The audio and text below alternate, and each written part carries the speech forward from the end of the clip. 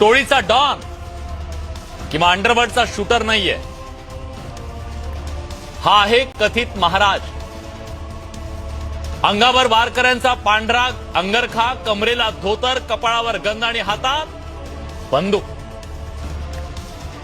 एवढंच नाही, त्याच्या चेल्याचे सुद्धा पिस्तुलांसोबतचे व्हिडिओ सोशल मीडियावर व्हायरल होत आहेत।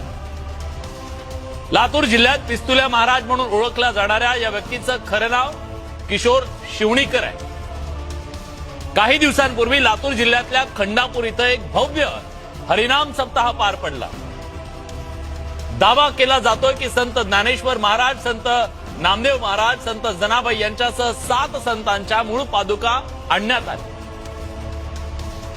या दाव्यावर विश्वास ठेवून मराठवाड्यातील लाखो भाविकांनी गर्दी केली, दर्शन घेतलं आणि मनापासून दान टाकलं। जमेल तसं, जे जमेल तसं। कुणी 100 दिले, कुणी लाख दिले असते। एकूण रक्कम कोट्यवधींमध्ये जमा झाली।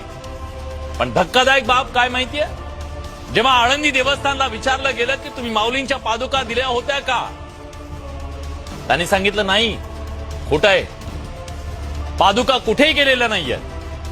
मग प्रश्न उभा राहतो की भोळ्या बाबड्या भक्तांची सरळ सरळ फसवणूक केली गेली नाहीये का?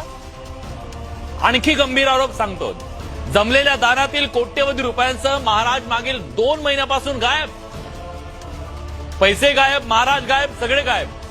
भक्त शोधतायत, पोलिसात तक्रारी दाखल झाल्या आणि सगळ्यांच्या मनात आज एक प्रश्न धगधगतोय, आपल्या श्रद्धेचा हा बाजार मांडला गेला का? गोरगरीब कष्टकरी भोळे भाबडे लोक देवावर विश्वास ठेवतात, धर्मावर विश्वास ठेवतात, धर्म कार्य म्हणतात। एक अशी माणसं तिथं आली, पायात चप्पल नाही, पण आपल्याला फाटक्या बटव्यातले 500 रुपये काढून माझ्या देवासाठी, माझ्या धर्मासाठी दान म्हणणारे लोक, आणि पैसे घेऊन पळून गेले।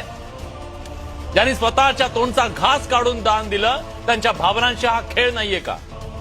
जमा झालेली कोट्यवधी रक्कम आज गेली कुठे, आज सवाल आहे। आणि कोण विचारतंय?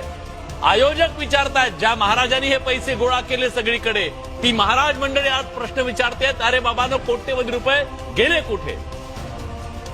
वारकरी लबाड नसतात, पण लबाडाने वारकऱ्यांचा वेश धारण केलाय, लबाडांनी माळा घातल्यात असा आरोप केला जातो। आणि खरं आहे का?